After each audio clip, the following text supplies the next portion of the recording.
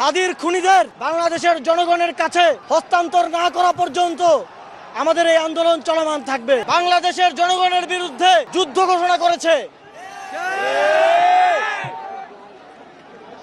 তারা ভুলে গিয়েছে জুলাই গণঅভ্যুত্থানে এদেশের মানুষ রক্ত দিয়ে রাজপথ রাঙিয়েছে, কিন্তু হেরে যায়নি।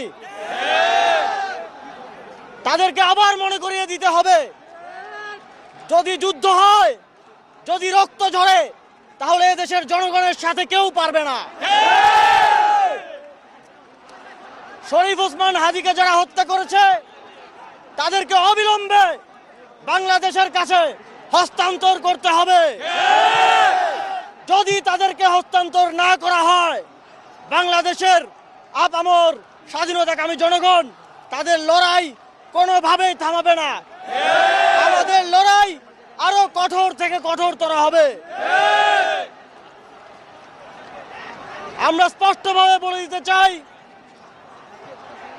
শরীফ ওসমান হাদি জুলাই গণঅভ্যুত্থানকে টিকিয়ে রাখার জন্য সামাজিক, সাংস্কৃতিক এবং রাজনৈতিক যেই লড়াই চালিয়ে যাচ্ছিলেন, সেই লড়াইয়ে দুর্বৃত্তায়ন কিংবা কোনো ধরনের হানাহানি কিংবা সুবিধাভোগী কোনো গোষ্ঠীর কোনো স্থান নেই।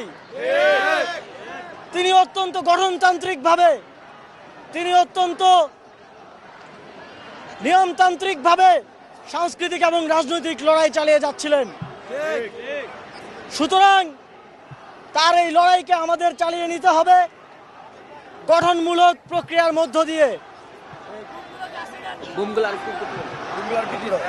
আজকে আবার জুলাই গণঅভ্যুত্থানের যে ছাত্র জনতা সবাই একত্রিত হয়েছে, আমরা সবাইকে আহ্বান জানাবো শান্তিপূর্ণভাবে এবং সংগঠিতভাবে আমাদের এই প্রতিবাদ চালিয়ে যাওয়ার, এবং হাদির খুনিদের বাংলাদেশের জনগণের কাছে হস্তান্তর না করা পর্যন্ত আমাদের এই আন্দোলন চলমান থাকবে।